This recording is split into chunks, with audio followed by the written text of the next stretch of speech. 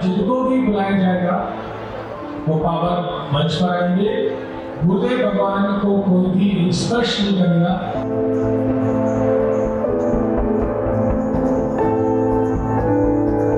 मैं पत्रकार हूं, मैं जिसको लेके आऊंगा, क्या आप उसकी अर्जी बता पाएंगे?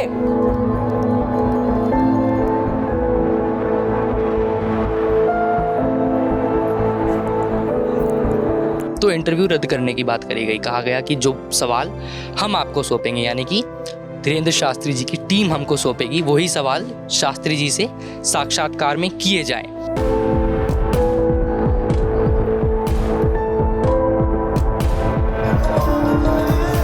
एक व्यक्ति परीक्षा लेने आएगा, बीच में टोकेगा, बदतमीजी करेगा, नालायक है, उसको बुलाने की आवश्यकता नहीं, ठिकाने लगा भी देना है आशीर्वाद। इस पर्चे में एक भी जानकारी ऐसी एक्सक्लूसिव नहीं है जो धीरेंद्र कृष्ण शास्त्री की टीम को मैंने या मेरी टीम ने एक दिन पहले नहीं बताई थी। क्या लोगों का ये मानना ठीक है कि सिर्फ आप ही के यहाँ आके वो ठीक होंगे, या फिर डॉक्टरों के पास जाते रहना भी उतना ही जरूरी है?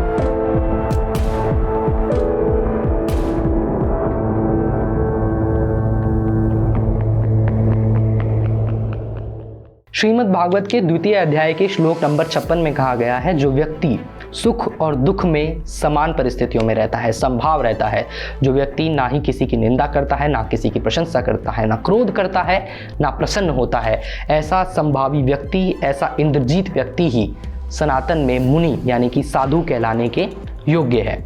26 वर्षीय जगत गुरु धीरेंद्र कृष्ण शास्त्री 22 वर्ष के एक पत्रकार के 2 सवालों से बौखला गया और विवश हो गया 80,000 के भक्तों के सामने बालाजी के आदेश से चलने वाले दरबार को रोककर अपने आप को सिद्ध करने के लिए। हम लोग मंच पर पहुंचे, मैंने इनका इंटरव्यू करने का प्रयास किया तो मुझसे कहा गया कि जो सवाल आपको दिए जाएंगे आप वो पूछिएगा, हमारी ओर से जो सवाल दिए जाएं। मैंने साफ इनकार कर दिया। अगले दिन जब दरबार चला तो मैंने बीच में दरबार को टोककर धीरेंद्र कृष्ण शास्त्री को ये चुनौती दी कि जिस व्यक्ति को मैं सभागार में से उठाकर लाऊंगा आप उसका पर्चा बनाइएगा। चुनौती स्वीकार करने के बजाय उन्होंने मुझे मंच पर बुलाया। मैं मंच पर गया और मैं वो हर एक चीज़ करता रहा जो उन्होंने मुझसे करने के लिए कहा, क्योंकि मेरा उद्देश्य था धीरेंद्र कृष्ण शास्त्री को भड़काना, इसको प्रोवोक करना, इतना प्रोवोक कर देना कि ये अपनी सुध बुध खो बैठे और सनातन के जिस आधार पर खुद को धर्म गुरु बताता है धीरेंद्र कृष्ण शास्त्री, उसी आधार को खो गया।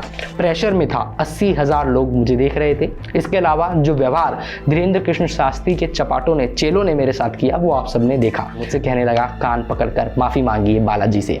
मैंने बालाजी से माफ़ी मांगी। मुझसे कहा गया कि साष्टांग दंडवत प्रणाम करिए मेरे को। ये पर्चा धीरेंद्र कृष्ण शास्त्री ने मुझे बना करके दिया। इस पर्चे में एक भी जानकारी ऐसी एक्सक्लूसिव नहीं है जो धीरेंद्र कृष्ण शास्त्री की टीम को मैंने या मेरी टीम ने एक दिन पहले नहीं बताई थी।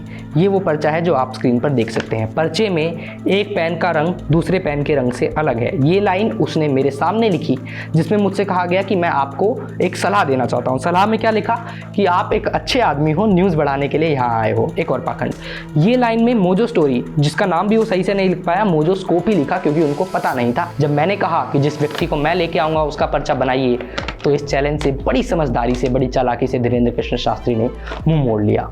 जब मैंने मंच पर धीरेंद्र कृष्ण शास्त्री से कहा कि जिन लोगों को बुलाकर आप उनका उपचार यहाँ करते हैं, क्यों उन लोगों को आप ये नहीं बताते कि उनको दवा की भी ज़रूरत है, तो धीरेंद्र कृष्ण शास्त्री 80,000 के भक्त की संख्या के सामने मजबूर हो गया ये कहने को कि दुआ के साथ दवा की भी ज़रूरत है। यहाँ परेशान व्यक्ति आ सकते, चिंता ना करें, दुआ और दवा और कृपा सबकी आवश्यकता है, दवा की भी आवश्यकता है। मेरी लड़ाई है धीरेंद्र कृष्ण शास्त्री के पाखंड के खिलाफ। मेरी लड़ाई है शुभ की माता के लिए, जो माँ अपने 7 साल 8 साल के बेटे को लेकर दर दर भटक रही है इस आस में कि बालाजी कृपा करेंगे और दरबार में मेरी अर्जी लग जाएगी और मेरा बच्चा ठीक हो जाएगा।